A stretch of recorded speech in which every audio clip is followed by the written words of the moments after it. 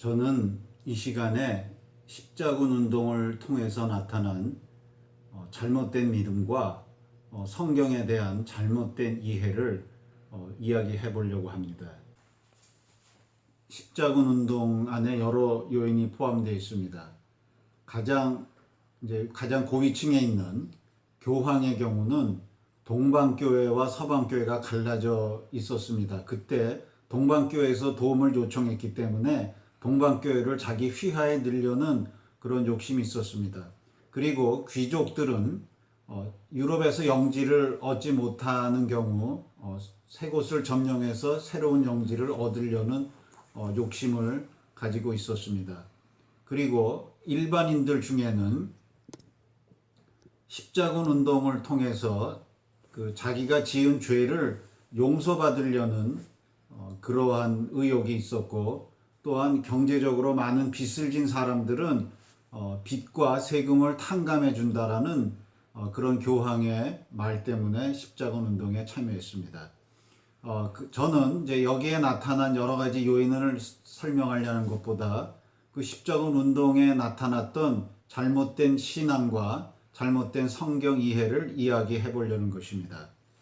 십자군 운동에서 가장 중요한 요인으로 작용하는 것은 성지 순례입니다. 성지라는 것이 존재한다라는 것 자체가 성서적으로는 옳지가 않습니다. 어느 곳이 특별히 거룩하다, 그런 이제 개념인데, 그 중에 대표적인 것이 당연히 예루살렘입니다. 그러니까 고대인들은 영적인 것이 보이지 않게 영적으로 어떻게 희미하게 존재하는 것이 아니라 그것이 어떤 물질과 함께 존재한다고 믿었습니다. 그러니까 예수님의 그 성의를 찾는 그런 영화가 전에 있었는데, 병에 걸렸던 로마 귀족이 자기 자녀를 병에 낫게 하려고 하는데 도저히 의사들을 통해서 나을 수가 없었습니다. 그때 그가 들은 소식은 나사렛 예수라는 분이 병을 고친다는 소식을 들었습니다. 그러나 그가 예수님을 찾았을 때 그는 이미 세상을 떠났고 부활하고 없었습니다. 그래서 그 다음에 그가 한 일이 무엇이냐면은 그의 옷을 찾는 일이었습니다. 그의 그 성의 거룩한 옷을 찾아서 그것을 만지면은 그걸 통해서 어떤 기적적인 그 병의 치유를 할 수 있을 것으로 생각하고 성의를 찾는 그런 모험을 하는 영화를 찍은 것이 있습니다.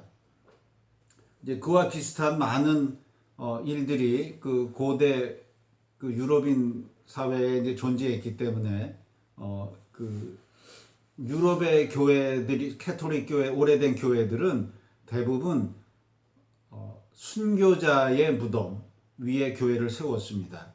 순교자라는 사람들이 그 많은 협박과 고문을 불구하고 신앙을 지킬 수 있었던 거에는 성령이 그들과 함께 있기 때문에 순교자들은 성령을 충만히 받은 사람들로 그렇게 이해됐었습니다. 그래서 그들의 그 뼈, 이제 다 살은 다 없어지고 뼈만 남았겠죠. 그들의 뼈를 찾고 그들의 뼈 안에 어떤 성령의 능력이 같이 공존하고 있는 것으로 생각을 했습니다. 그래서 그들은 그 순교자의 무덤 위에다가, 또는 이제 교회를 지으려면은 순교자의 뼈를 가져다가 밑에 묻고 그 위에 교회를 세움으로 교회가 거룩한 곳이 되고 그로부터 어떤 거룩한 능력이 나온다고 보았습니다. 그러한 잘못된 사고를 가지고 있었습니다.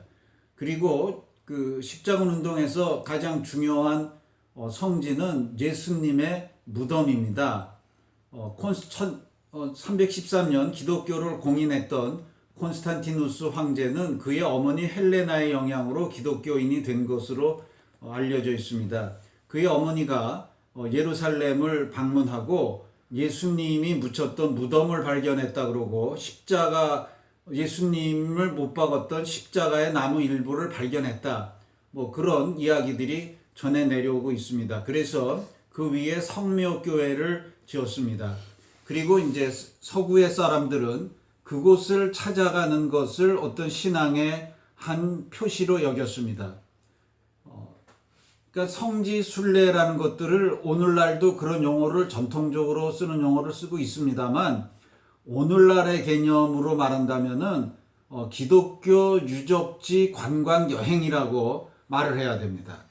그 당시는 그런 관광이라는 것은 존재하지 않습니다. 그리고 단순히 기독교 유적지가 아니고, 그것은 이제 그 거룩한 능력이 같이 존재하는 것입니다. 그래서 사람들이 죄를 지었을 경우에, 그 용서받는 방편의 하나가 고행을 하는 것입니다. 그래서 그 고행 중에 하나가 그 성지를 그 갔다 오는 것, 순례라고 말을 하죠. 갔다 오는 것입니다. 오늘날은 비행기 타거나 그 자동차를 타고 쉽게 가지만, 그 당시는 그렇게 쉽게 갈 수 있는 것이 아니고 걸어서 가는 것이고, 그 다음에 오늘날처럼 관광업이 발달돼 있지 않기 때문에 굉장히 야외에서 야영을 하든 굉장히 어려움을 겪으면서 오랜 시간을 걸려서 많은 재산을 허비하면서 갔다 오는 것으로 되어 있습니다. 그런 고행을 통해서 용서받는다고 그들은 생각을 했습니다. 그런데 예루살렘 지역이 이슬람 교도들에게 점령을 당했었는데, 그 이슬람 교도 중에서도 아랍인이 아니고 셀주크 터키라고 타르타르족 그 계열 사람들이 그러니까 터키족 계열이라고 그러는데, 그들이 굉장히 호전적이고 사납고 편협한 민족들이라고 그러는데, 그들이 예루살렘을 점령하면서 그 순례자들이 순례 오는 곳들을 못마땅히 여기고 그 방해를 했습니다. 그래서 굉장히 순례 가기가 이제 어렵게 되고, 또는 어려움을 겪자 순례자들이 그것을 다시 되찾아야 된다, 그런 생각을 하게 되었습니다. 이제 그때 여기에 이러한 그 예루살렘을 되찾고 예수님의 묘지를, 성묘교회를 되찾자라는 그 움직임에 불을 붙인 사람이 있습니다. 그 사람은 나미엔 출신의 은자 피터라고 말하고 있습니다. 그러니까 평신도 수사인데, 그 사람이 예루살렘에 갔을 때 금식하며 기도한 후에 잠을 자다가 꿈에서 예수님의 말씀을 들었다고 그렇게 주장을 했습니다. 뭐라고 말했다고 되어 있냐면은, 피터야, 일어나 나의 백성들의 환난을 알려주어라. 나의 종들을 구할 때가 왔다. 성지를 회복할 때가 이르렀다. 이러한 음성을 자기가 들었다고 그는 믿고 유럽 전역을 다니면서 사람들에게 이것을 호소했습니다. 그는 금식을 해서 휘쩍 말랐고 나귀를 타고 다니고, 그 다음에 십자가를 가지고 다녔다고 합니다. 그러니까 우리가 어떤 계시든 환상이든 그런 것이 나타났다고 그런 것들을 전부 그대로 받아들이고 믿을 수는 없는 것입니다. 그 사람이 가지고 있는, 그 시대 사람들이 가지고 있는 바램과 소망이 계시처럼 나타날 수도 있는 것입니다. 이런 점은 우리가 아주 조심을 해야 됩니다. 이제 그거에 대해서 그 당시 교황이던 우르반 2세가 사람들에게 호소를 하면서 십자군 운동에 참여한 모든 사람에게 죄를 사면해주고 그들은 영생을 얻을 것이라고 그렇게 주장을 했고, 사람들은 하나님의 뜻이라는 구호로 응답을 하면서 십자군 운동이 일어났습니다. 그 십자군 운동이 일어난 많은 그 내용들을 자세하게 설명하려는 것이 목적이 아니기 때문에 신앙과 관련된 중요한 사건들만 얘기를 하겠습니다. 그 은자 피터라는 사람도 자기가 직접 농민 십자군이라고 불리우는 일반인들을 데리고 참여를 했지만, 그는 결국 많은 사람들을 도중에서 죽게 하고 그 다음에 실제 전쟁에서는 패하고 도망쳐 나왔습니다. 그러니까 결국 그 사람이 봤던 환상이라는 것들이 옳지 않다라는 것들은 그러한 역사적 사실에서 발견되는 것입니다. 이스라엘 역사라는 것들은 일반 어떤 민족의 단순한 역사로 보아서는 안 됩니다.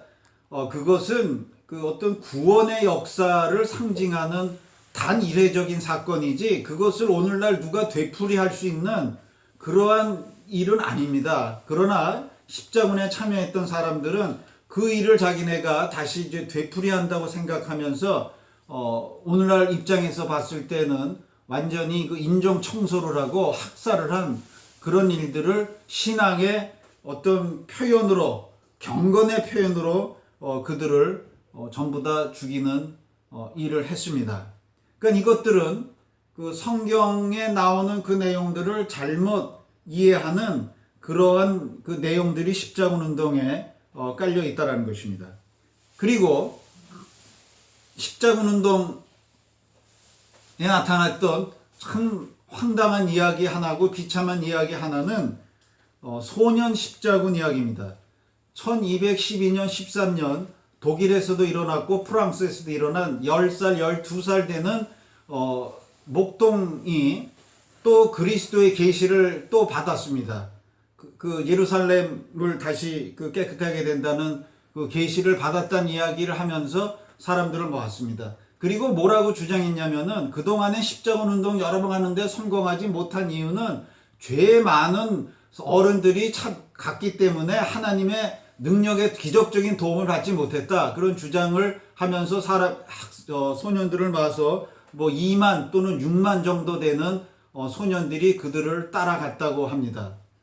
근데 이제 그들이 뭐 먹을 것도 없고 아무것도 돈도 없는 상태에서 가면서 많은 숫자가 죽었는데 바닷가로 갔습니다. 그리고 그들이 바닷가에서 그 기대한 것은 무엇이냐? 이들은 자기네 순수한 마음으로 믿음으로 왔기 때문에 모세의 기적처럼 바다가 갈라지기를 기다렸는데 바다는 갈라지지 않았습니다.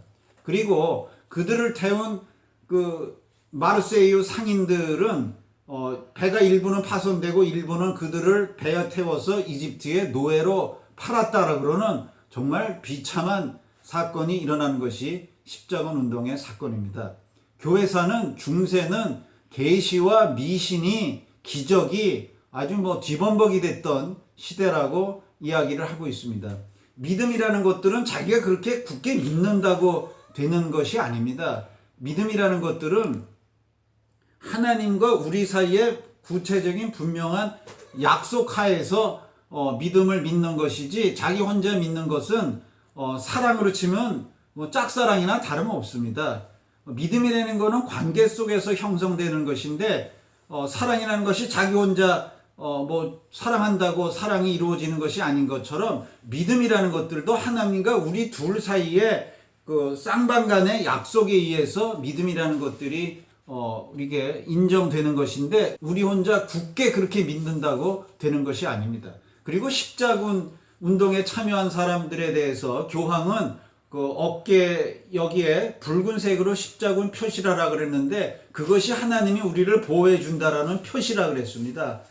그럼 자기 멋대로 생각하는 표시고 어마어마한 사람들이 십자군 운동에서 죽었고 십자군 운동은 결과적으로 성공하지 못했습니다. 한 뭐 100여 년 안 되는 한 88년 정도 기간만 예루살렘을 점령하다가 다시 빼앗긴 것이 십자군 운동입니다. 그러니까 그들이 하나님의 뜻이다라고 믿은 것은 자기 혼자의 믿음이지 하나님의 뜻은 아니었습니다. 제가 이런 이야기를 십자군 이야기를 하는 것은 오늘날에도 그 엉뚱한 신앙으로 지 멋대로 믿는 일들로 말미암아 많은 폐해가 일어나고 있기 때문입니다.